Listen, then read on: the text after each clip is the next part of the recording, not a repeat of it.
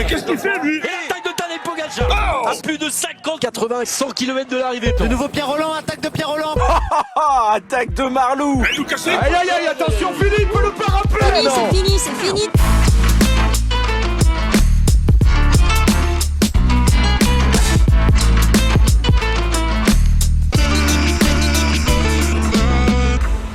Bonjour à toutes et à tous et bienvenue pour le débrief de la 8e étape du Tour de France Femmes avec Zwift et la Queen Pauline Ferrand-Prévot a survolé la course, survolé la journée, survolé l'étape et survolé la montée vers le sommet du col de la Madeleine.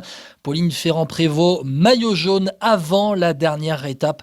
Ce dimanche, on va débriefer cette étape dantesque, de dingue, historique, avec Lohan Benati du journal Sud-Ouest qui est avec moi. Salut Lohan. Salut Guillaume, salut à toutes et à tous. Tu l'as dit, la Madeleine a sacré une reine, Pauline Ferrand-Prévot, absolument phénoménale.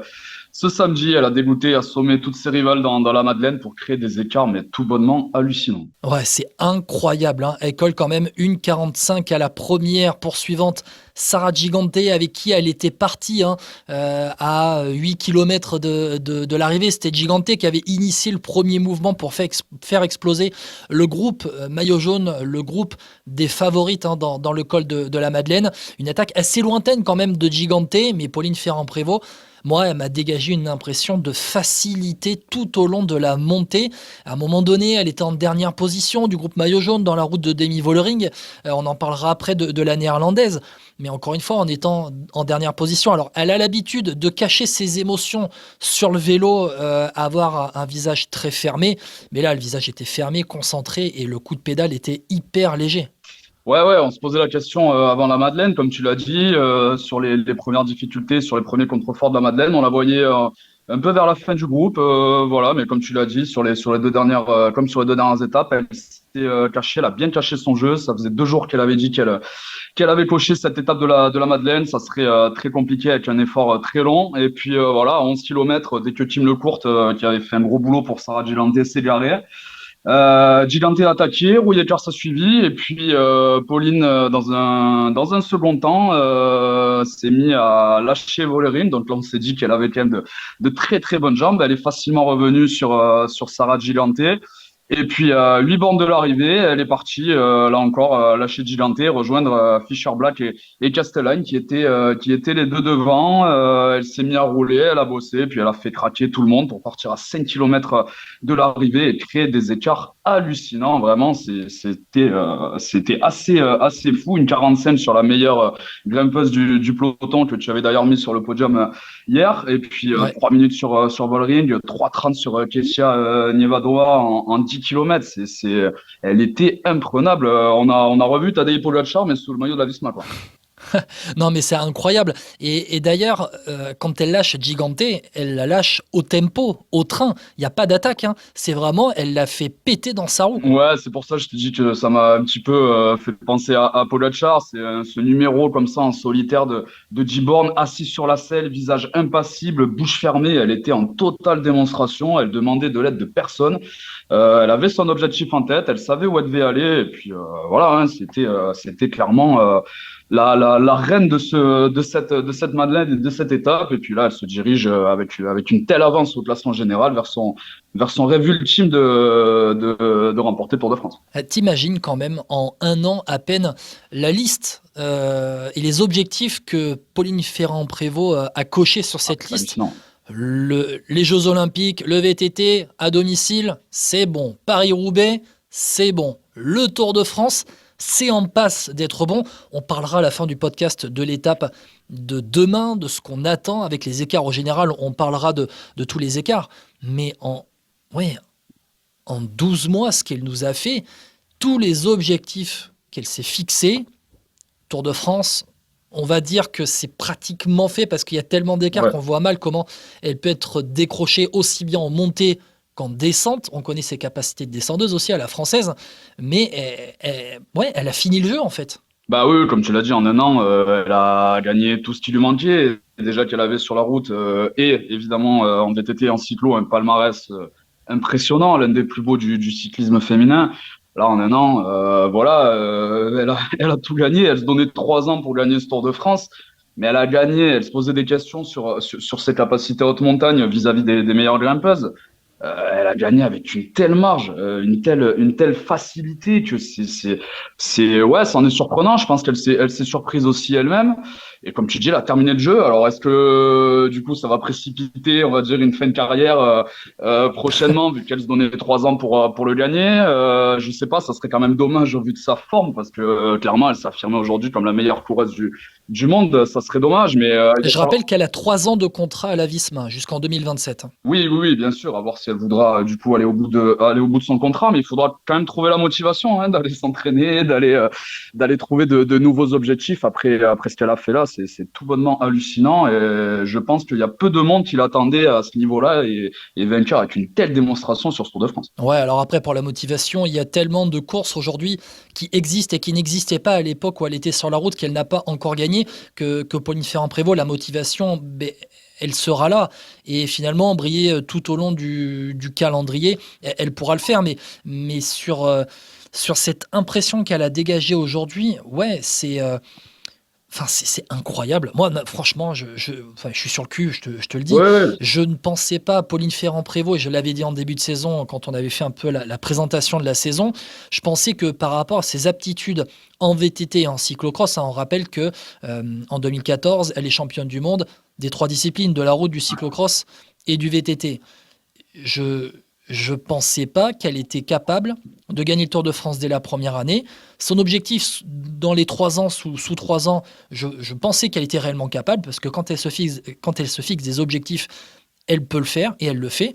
Mais là, en 1 an, Roubaix, je pensais qu'elle était beaucoup plus capable de le faire que le Tour de France, mais alors là, incroyable. Ouais, surtout que c'est pas celle qui avait dégagé la plus forte impression sur ses 8 premières étapes. Elle fait une très belle première étape avec aussi une physionomie de course. Voilà, le fait qu'il y ait cet écart créé au pied de la côte de Cadoudal, elle était pas loin. C'est sa coéquipière Marianne Vos qui remporte l'étape. Donc déjà, on voyait qu'elle était en forme. Mais derrière, c'était pas elle qui non plus avait fait la meilleure impression, hein, par rapport à Kim Lecourt, plus dans un style puncheuse, mais même par rapport à Demi Vollering hier qui s'était un peu découverte, qui avait un petit peu accéléré.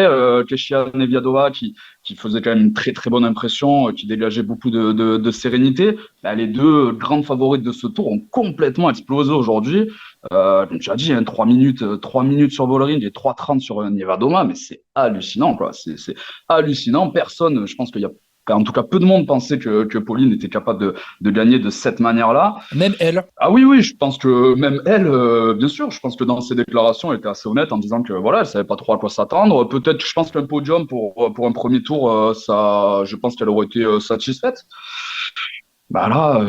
Écoute, comme tu dis, elle a terminé le jeu, quoi, avec énormément d'avance. Du coup, je prends le classement général. Elle se retrouve. Il y a plus de 2 minutes en classement général. Ouais. Il y a 2 minutes 37 sur Sarah Gigante. Il y a 3:18 sur Demi Vollering. Il y a 3:40 sur Kasia Niewiadoma. Carbaol, 5e du général, est à plus de 4 minutes. On fera les classements en détail tout à l'heure, mais franchement, demain. En fait, mis à part un accident, une crevaison au mauvais moment, parce que je pense, et c'est le scénario auquel je m'attends demain, je pense que ça va flinguer de partout demain, vu les écarts qu'il y a, et la Visma n'est pas forcément l'équipe qui peut... Enfin, c'est pas l'équipe pour moi qui est la mieux armée pour contrôler une course, et je pense que la FDJ Suez et compagnie vont flinguer de partout. Enfin voilà, il va y avoir des coups, il va falloir qu'elle soit attentive. On parle de Pauline Ferrand-Prévot, alors dans nos propos, qui a gagné le Tour de France pratiquement ce samedi soir. Ok, on fait le débrief à chaud, là, on est à quelques minutes après la fin de l'étape. Peut-être nos émotions qui parlent. Demain, il va falloir qu'elle soit attentive, il va falloir qu'elle soit... Mais elle a été très intelligente pendant la semaine aussi. Oui, bien sûr, c'est pas encore gagné, mais elle s'est tellement imposée avec une telle facilité. Elle a 2:37 sur Gigante. L'étape de demain, alors le final est pas facile. Il y a le col de Jouplane, le col du Corbier qui est placé à une 30aine de kilomètres. Mais on voit pas comment elle peut perdre 2 minutes ou 3 minutes sur Demi Vollering ou 2:37 sur Sarah Gigante. Enfin, alors effectivement, il peut y avoir une chute, il peut y avoir un accident en fin de course, mais je pense qu'à mon avis, même derrière, je pense qu'elle y croit plus beaucoup et je pense que Demi Vollering est plutôt, par exemple, attachée à défendre son podium, tout comme Sarah Gigante. plus qu'aller chercher une première place qui aujourd'hui était clairement inaccessible. Ouais, alors après, juste avant de passer à la suite, à la concurrence, rappeler aussi le boulot de Marion Bunel Ouais. dans le col de la Madeleine, qui était dans l'échappée du jour, qui a été reprise, et derrière un relais énorme pour Pauline Ferrand-Prévot. On a vu le présent et le futur de la France en montagne. Marion Bunel, franchement, elle a été incroyable, et en étant dans l'échappée du jour, elle fait 10e de l'étape à 4 minutes 30, 31 exactement. Bon voilà, ça fait plaisir. Juste un petit clin d'œil sur le boulot de Marion Bunel. On va passer à la concurrence parce que elle a collé une danse à tout le monde. Alors, on parlera de Sarah Gigante un peu après parce que moi j'en fais déjà pas des caisses, mais j'en parle beaucoup de Sarah Gigante depuis maintenant le Giro. Elle m'a laissé une forte impression, mais on va parler de Demi Vollering et de la FDJ Suez parce que je sais que toi, on en a discuté pendant l'étape tous les deux, tu n'as pas compris ce qu'a fait la FDJ Suez aujourd'hui. Ben, sur le papier, c'est très bien joué. C'est très bien joué d'envoyer Evita Music à l'avant. Ils ont compté jusqu'à 4 minutes avec un peloton qui a fait la course aussi un petit peu en accordéon. Ça a accéléré, ça a ralenti. On avait vu, je crois, les Phoenix de Koenig rouler. Alors, moi, je vais commencer à me poser des questions quand la FDJ Suez a commencé à passer des relais derrière dans le peloton. Pourquoi essayer de gagner du temps dans l'échappée tout en essayant de contrôler derrière? Alors, on s'est dit à ce moment-là qu'effectivement, Evita Music était peut-être pas la meilleure carte et qu'on abandonnait cette carte-là. Mais alors ensuite, on a vu Elise Chabet qui a fait un gros boulot, qui est parti encore récupérer des points pour la montagne devant. On a vu Elise Chabet faire un gros boulot au pied de la Madeleine pour Evita Music. Mais derrière, quand elle se fait reprendre, c'est elle qui roule sur le peloton. Donc pourquoi rouler en tête de l'échappée pour derrière rouler sur le peloton pour prendre du temps sur l'échappée? Ça posait quand même question au niveau de la stratégie. On s'est dit que bon, Demi Vollering était sûrement la plus forte vis-à-vis d'Evita Music. Et puis en fait, on a vu rapidement sur l'accélération de Pauline Ferrand-Prévot à 11 km de l'arrivée que Vollering était incapable de suivre. Elle a rapidement pris 1 minute 30 dans la tête et on savait à ce moment-là que ça allait être très compliqué. Malgré tout, elle s'est pas non plus écroulée. Elle a pas trop mal fini avec aussi une excellente Cédrine Kerbaol qui est bien restée dans la roue, qui finit juste derrière d'ailleurs Vollering, et puis Vollering qui finit par mettre 30 secondes à Nevia Doma, donc preuve que voilà, elle était peut-être pas si dans le dur que ça, la néerlandaise, mais impossible de rivaliser avec Pauline Ferrand-Prévot, et on l'attendait quand même au vu des dernières étapes. On savait qu'elle était lourdement tombée, mais que visiblement ça avait l'air d'aller. On savait quand même, on s'attendait quand même à une prestation un petit peu plus, un peu meilleure de la part de la néerlandaise. Alors, c'est ce que je voulais rappeler, c'est que quand même, lundi soir, Demi Vollering, à l'FDJ Suez, on tire une gueule d'enterrement parce qu'on s'attend pratiquement à ce qu'elle abandonne. Ouais. Elle prend une énorme chute, elle passe 2 protocoles commotion, on a des suspicions peut-être de fracture à un moment donné, une énorme douleur au genou, dans le bas du dos, à la hanche.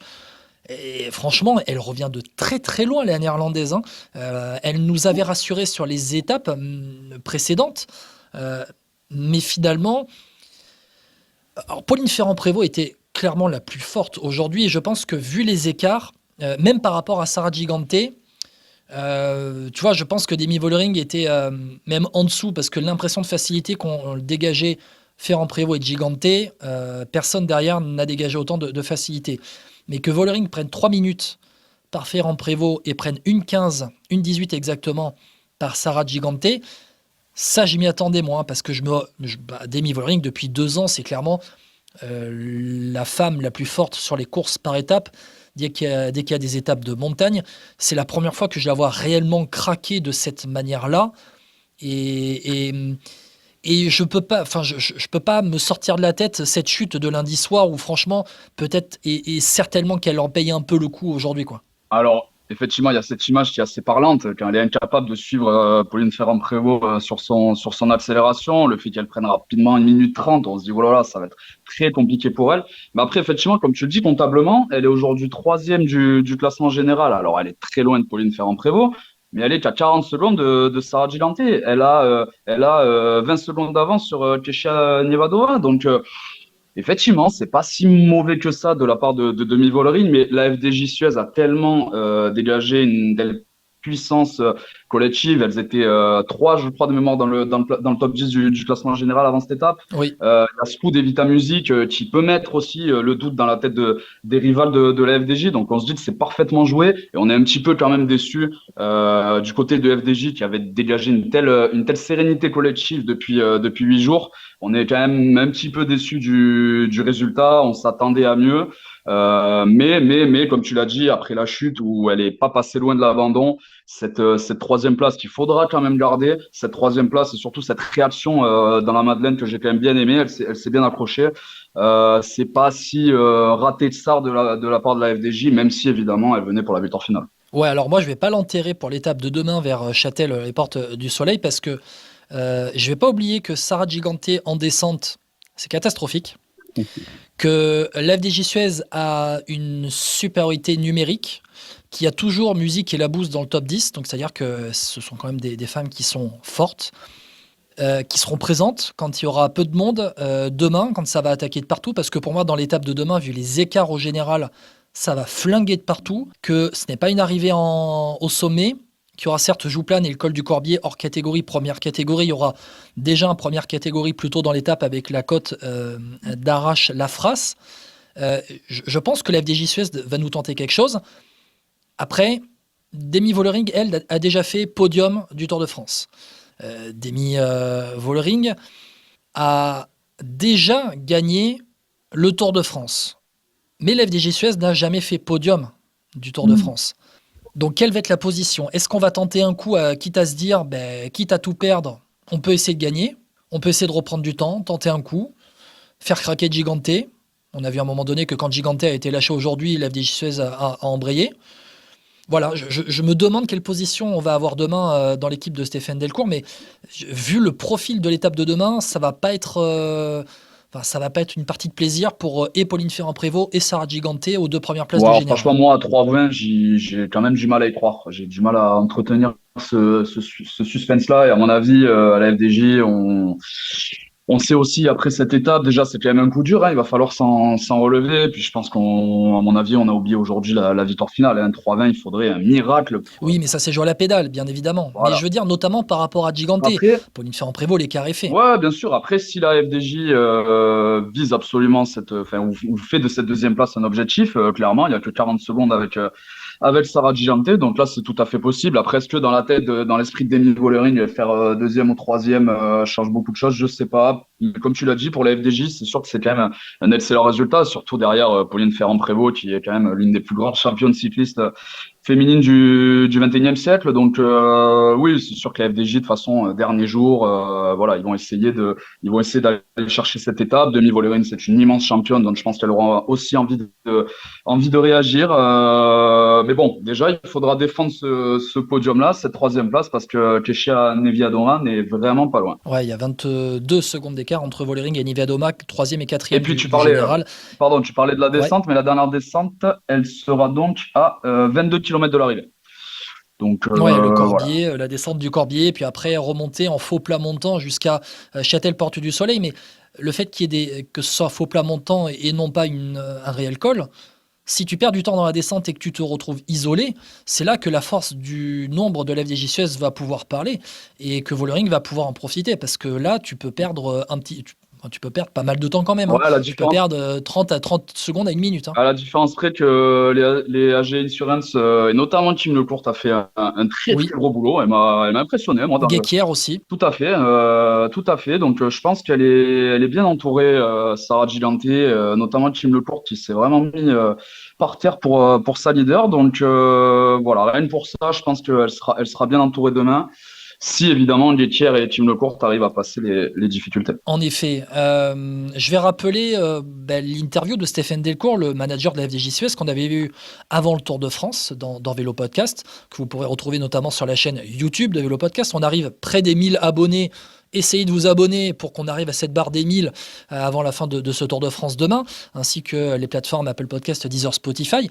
Je vais rappeler 2 points dans cette interview. C'est qu'il avait mis Pauline Ferrand-Prévot en adversaire numéro 1, que c'était certes la grosse inconnue, mais il n'oubliait pas que Pauline Ferrand-Prévot, quand elle se fixe des objectifs, elle y arrive. C'est une énorme championne. Il l'a toujours dit, il l'a toujours assumé. Et au final, on peut se dire qu'il a eu raison, même si ça pouvait être aussi un exercice de communication vis-à-vis de Demi Vollering et peut-être de son équipe pour dégager un petit peu la pression. Et aussi rappeler que Stéphane Delcourt nous avait dit, quand Pauline Ferrand-Prévot abandonne de la Vuelta, quand elle voit qu'elle n'est pas au niveau au mois de mai, elle ne le fait pas par hasard. Elle sait qu'elle a encore un gap en montagne à aller travailler, à aller chercher et à combler. Elle l'a fait en faisant le stage en altitude dans les Alpes. Et au final, c'est tout le bien qu'il en a pris parce que tu regardes ce qu'elle a fait dans ce col de la Madeleine. C'est assez impressionnant. Donc, je vous invite à aller réécouter cet entretien de Stéphane Delcourt avec le recul de ce qu'on a vu dans la course finalement aujourd'hui. Oui, alors je connais pas sa préparation en détail. Il faudra lui demander, mais clairement, ce qu'elle a fait aujourd'hui, c'est qu'elle a changé quelque chose en tout cas, elle a travaillé quelque chose dans sa préparation qui lui a permis d'être clairement au-dessus des autres parce qu'elle affiche un tel niveau en montagne vis-à-vis des meilleures grimpeuses. Sarah Gigante, qui est reconnue unanimement comme la meilleure grimpeuse du peloton, des coureuses hyper complètes comme Nieva Doma ou Vollering, c'est que clairement, elle a trouvé la préparation idéale. Et puis, dans ses plus jeunes années, je ne sais pas si elle avait affiché un niveau comme ça en montagne. On sait qu'elle avait fini deuxième du Tour d'Italie en 2014, sixième en 2015, mais elle a vraiment surpris aujourd'hui.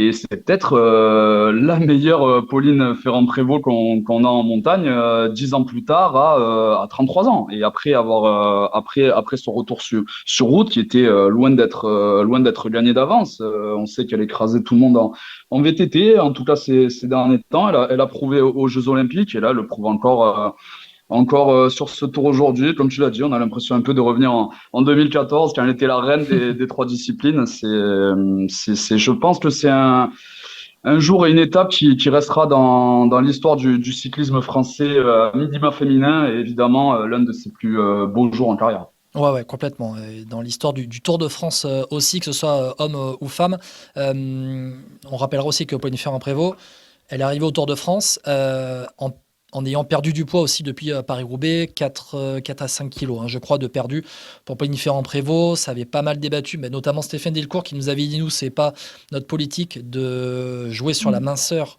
des femmes et c'est pas le modèle qu'on veut pour nos jeunes. Donc voilà, ouais, surtout ça fait débat qui avait fait réagir et c'est en écho justement avec ce qu'a dit Cédric Kerbaol pendant le Tour de France, notamment sur la maigreur des femmes et qui provoque de l'infertilité, de l'absence de règles et ça joue sur la santé même des femmes en elles-mêmes. Exactement, ouais. Bon, on a pas mal parlé de Pauline Ferrand-Prévot, on a pas mal parlé de Demi Vollering.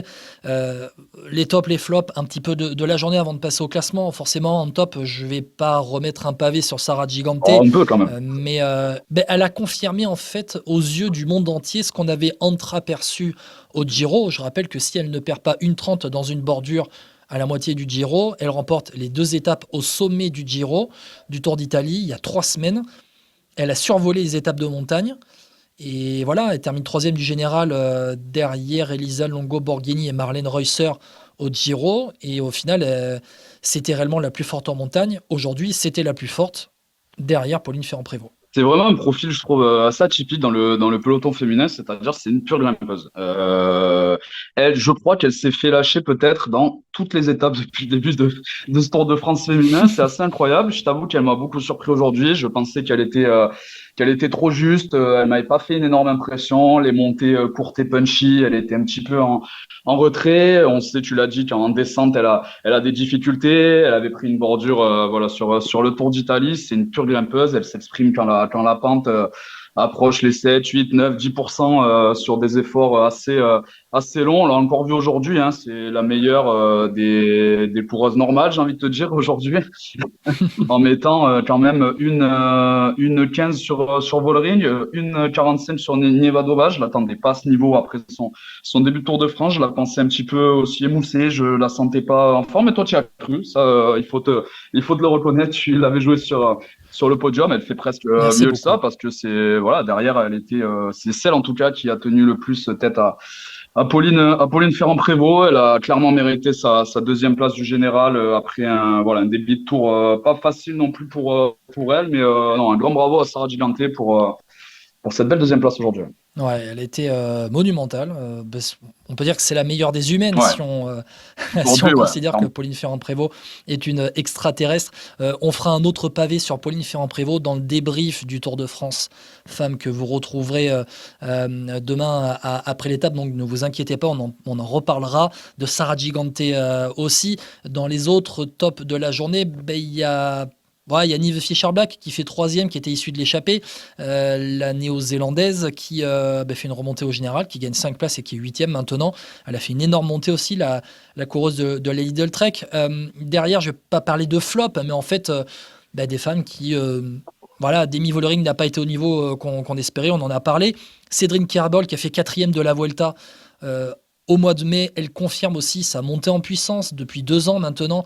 Maintenant, la coureuse de la IF Education Ah, tu la Oatly. mets pas, tu la mets pas dans les flops quand même. Non, je la mets pas dans Ah, les flops. d'accord.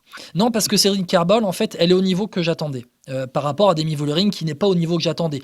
Demi Vollering, c'est un flop, mais dans le sens, c'est pas un top, donc c'est un flop. Mais Kerbol, par exemple, c'est ni un top ni un flop.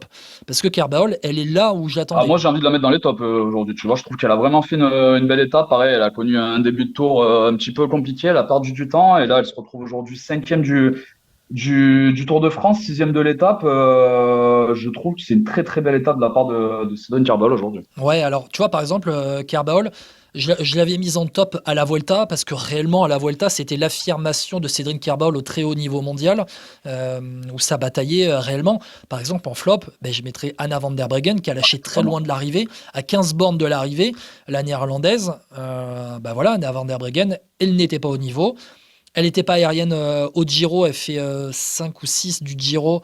Et je m'étais clairement dit que pour le Tour de France, je voyais mal comment elle pouvait rivaliser avec les autres. Elle a été placée au général toute la semaine. Là, aujourd'hui, elle a décroché. Elle fait 18e de l'étape à 9,06.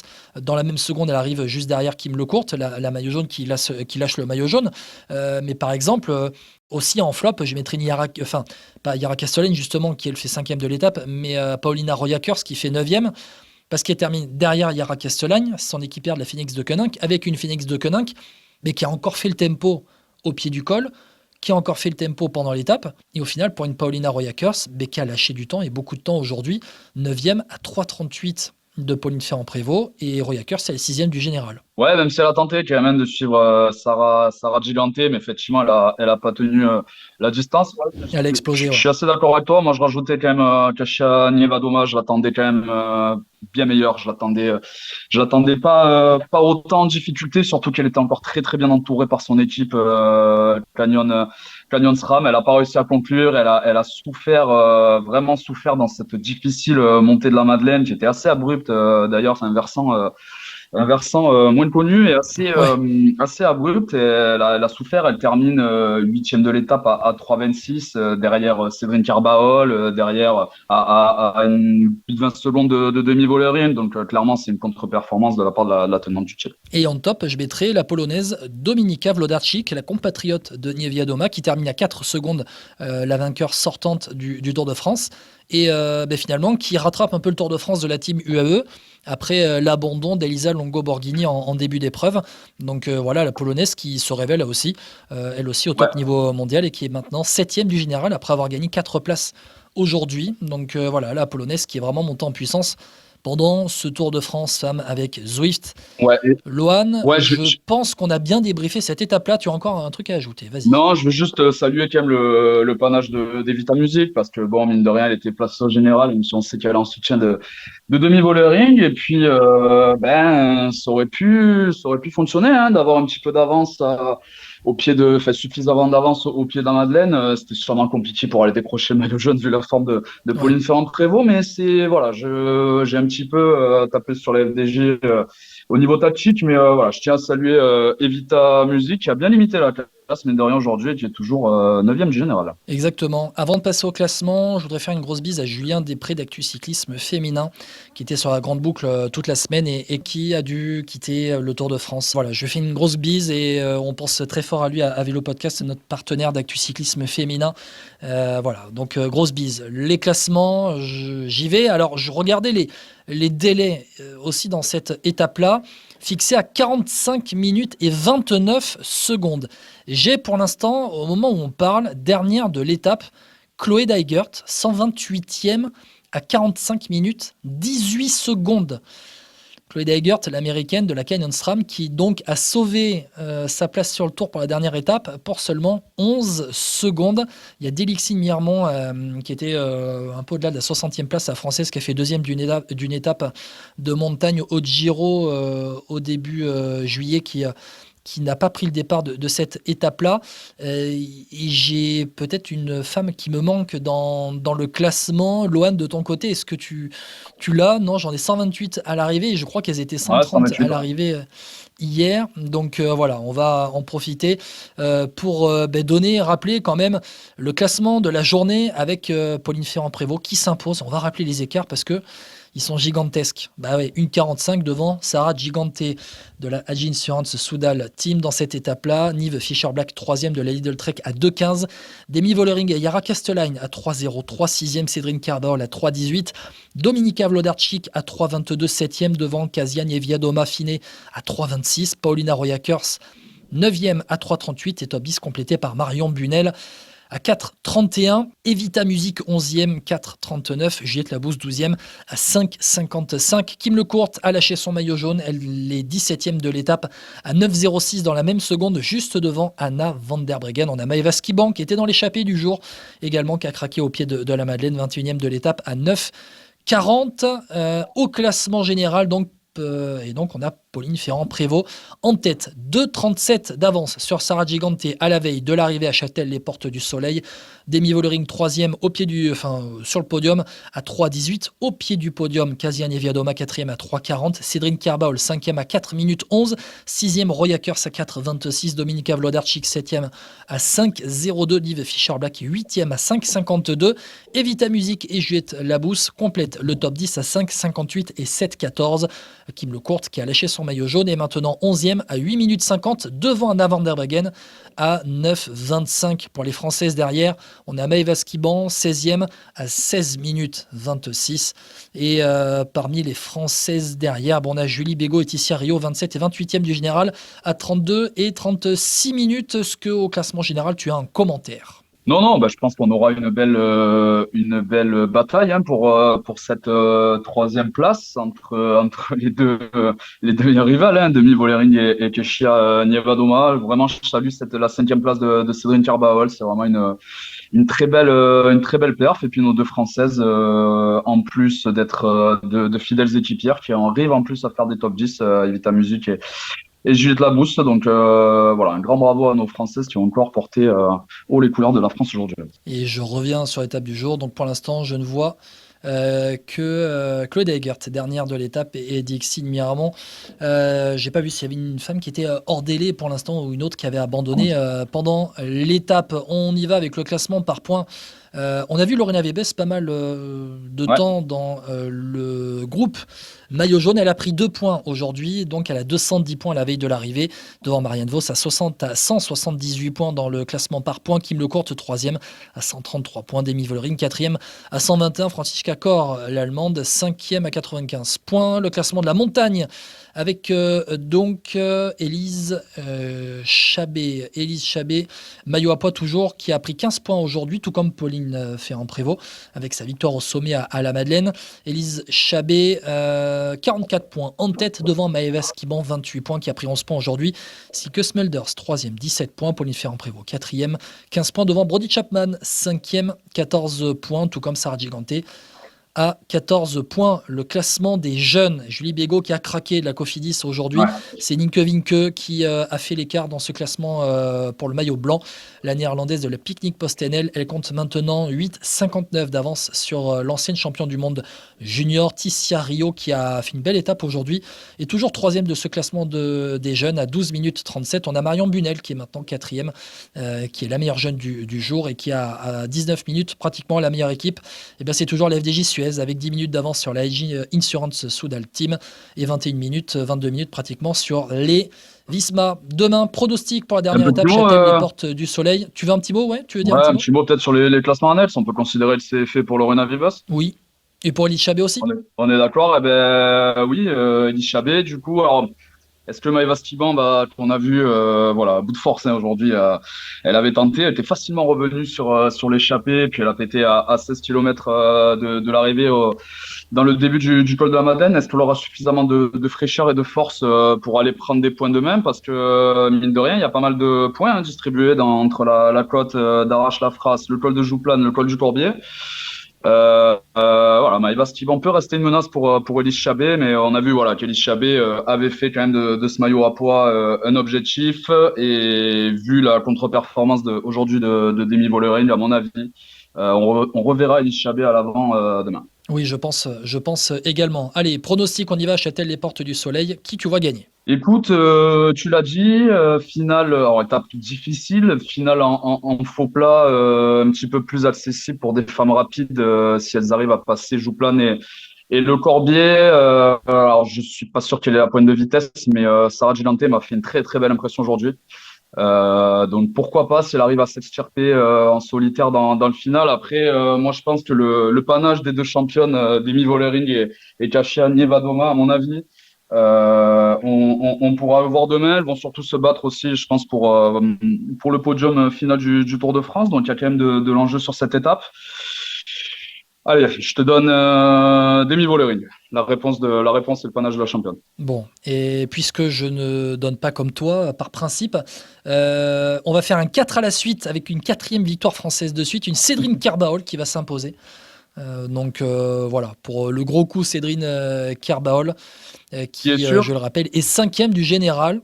Bon, on verra bien. Ouais, ce qui est sûr, c'est qu'elle est en forme et qu'elle donne l'impression de monter en puissance au fur et à mesure que la route s'élève. Donc, clairement, elle fait partie des meilleures chances françaises pour demain. Oui, ou alors Pauline Ferrand-Prévot avec le maillot jaune pour sacrer sa victoire sur ce Tour de France. Et on peut le dire, succéder à Bernard Hinault. Gianni Longo, en 4 et 9. Il y a Gianni Longo. Oui. Ah oui. On a tendance à l'oublier. Ouais, mais c'est vrai, Gianni Longo. Donc, on verra bien, Pauline Ferrand-Prévot, peut-être qu'elle va gagner avec le maillot jaune. Bon, voilà, on a bien parlé de ce Tour de France Femmes avec Zwift, cette avant-dernière étape et 8e étape qui est arrivée au sommet du col de la Madeleine. En bref, pour terminer ce podcast, on va quand même parler de la course de reprise World Tour après le Tour de France Homme, la Classica San Sebastian, qui a été remportée par Giulio Ciccone, l'Italien, qui revenait après le Giro, la Lidl Trek qui s'impose devant le Suisse de la team UAE Jan Christen à 9 secondes, et à 19 secondes, le groupe pour la 3e place réglé par le Belge de la Red Bull Bora, Maxime Van Gils, au sprint devant Tige Benoît, Isaac Del Toro et Nelson Poles, les Français. Léo Bizot qui a été longtemps avec les meilleurs, 14e dans un groupe à 2-0-1 juste devant Romain Grégoire et Nicolas Prodhomme. Au sprint, Joe Ciccone qui n'a pas balancé ses lunettes mais qui a bien profité d'une tactique bien pourrie des UAE encore une fois aujourd'hui. Quand il n'y a pas Tadej Pogačar de suite, c'est très compliqué. En tout cas, c'était son premier jour de course depuis son abandon sur le Giro, et quelle course il a sorti, Giulio Ciccone, comme tu l'as dit. Il a totalement maté les UAE qui étaient pourtant en position de force. On pensait quand même qu'elle était partie de Del Toro. On se disait peut-être que pour Ciccone ça allait être compliqué, mais non, il se trouve que c'est Jan Christen qui a placé une attaque et qui a lâché Del Toro dans la dernière difficulté. Donc ouais, on peut quand même s'interroger de la tactique des UAE, mais il était tellement fort, en tout cas il a tellement donné une impression de puissance, Giulio Ciccone, que je pense que sa victoire ne souffre d'aucune contestation. Il vient pas souvent, il a déjà 30 ans, on sait que c'était était présenté quand même comme un futur espoir du cyclisme italien. Il a eu quelques résultats, mais rarement de très très grandes victoires, hormis quand même ces 3 victoires sur le Giro. Donc voilà, il a vraiment fait une très très belle course aujourd'hui, Ciccone, et il a vraiment mérité sa victoire. On note quand même que Jan Christen n'a pas fait un seul grand tour, ne fera pas un seul grand tour pour UAE cette année. Ça montre quand même un petit peu la densité de cette supra équipe UAE qui a des clients dans toutes ses lignes. Ouais, et que Isaac Del Toro ne fera pas non plus la Vuelta. On fera une présentation, une preview de la Vuelta dans le courant du mois d'août. Almeida et Ayuso en co-leader sur la Vuelta. Je pense, sortez les popcorn déjà, ça va être un sketch à suivre. Juste à rappeler que Giulio Ciccone, quand même, son année, il remporte la Classica San Sebastian, qu'il abandonne sur le Tour d'Italie, mais que qu'à la moitié du Giro, il est dans le top 10. Ouais, il fait deuxième de Liège général. Il fait deuxième de Liège, quatrième du Tour des Alpes avec une victoire d'étape. Et il fait deuxième du l'UAE Tour, derrière Pogačar en début et deuxième de Liège derrière Pogačar cette année en début de saison à l'UAE Tour. Et son année, oui, voilà, avec une victoire en World Tour, ça y est, à Giro Ciccone, sur la Classica de San Sebastian. Voilà, une super impression laissée par le meilleur grimpeur du Tour de France 2023, qui sera sur le Tour d'Espagne avec, je pense, une envie de revanche, notamment sur son abandon au Giro. Ouais, et puis vu comment il est en forme, clairement, je pense que ça sera un client pour chasser les étapes, un petit peu juste à mon avis pour le classement général. Hein. D'ailleurs, dans sa carrière, il a jamais réussi à faire un top 10, même s'il a eu aussi beaucoup de malchance, beaucoup de chutes, des abandons. Mais je pense que ça sera un vrai client pour aller chercher des victoires d'étape. Ouais. À noter d'ailleurs, il a jamais terminé le Tour d'Espagne avec 2 abandons en 2021 et 2024. Ouais, en effet. Et d'ailleurs, sur ce Tour d'Espagne, je vous inviterai à suivre Léo Bizio, le jeune Français de la Décathlon AG2R, voilà, qui a fait 14e aujourd'hui, qui était présent avec les meilleurs très longtemps, qui a craqué dans la dernière cote et qui monte en puissance pendant cette saison. C'est sa première saison dans l'effectif professionnel. Il était dans l'équipe de développement l'année dernière. Il était chez les U19 il y a 2 ans. Et on l'avait reçu dans Vélo Podcast, d'ailleurs, Léo Bizio, après son titre de champion du monde de cyclocross chez les juniors. Il y a maintenant de ça 1 an et demi. Donc voilà, vous pouvez regarder ça sur notre chaîne YouTube notamment, vous pouvez le retrouver dans la case interview. Et puis pour un néo-pro, jouer la victoire comme ça, ou en tout cas être avec les meilleurs sur la Classica San Sebastian, ça prouve un peu les belles promesses que laisse entrevoir Léo Bizio. Ouais, exactement. Il fera aussi le Tour de Burgos et le Tour d'Espagne. Il a fait 35e du Tour de Suisse cette année en étant au travail pour ses leaders et aussi au Tour du Pays Basque qui avait fait 25e en étant au travail. Donc voilà, un jeune à suivre. Léo Bizio, retenez bien ce nom. Bon voilà, on a fait un débrief rapide de la Classica San Sebastian, mais ce podcast, c'était celui de Pauline Ferrand-Prévot, grande vainqueur de cette étape au col de la Madeleine. À suivre demain, peut-être le bouquet final avec la victoire à Châtel-les-Portes du Soleil dans ce Tour de France Femmes avec Zwift 2025. Lohan Benati du Journal Sud-Ouest. Un grand merci d'avoir été avec moi. Un grand merci à toi, Guillaume. On se dit à demain pour la quille. Et on se dit à demain mais pour débriefer ce Tour de France qui va être remporté, oui, par Pauline Ferrand-Prévot. On peut le dire. J'en profite aussi pour refaire une bise à Julien Després d'Actu Cyclisme féminin. Une bonne soirée à toutes et à tous. Et à demain donc dans Vélo Podcast pour la fin de ce Tour de France et aussi la fin de nos 4 semaines avec un podcast par jour. Ciao, ciao.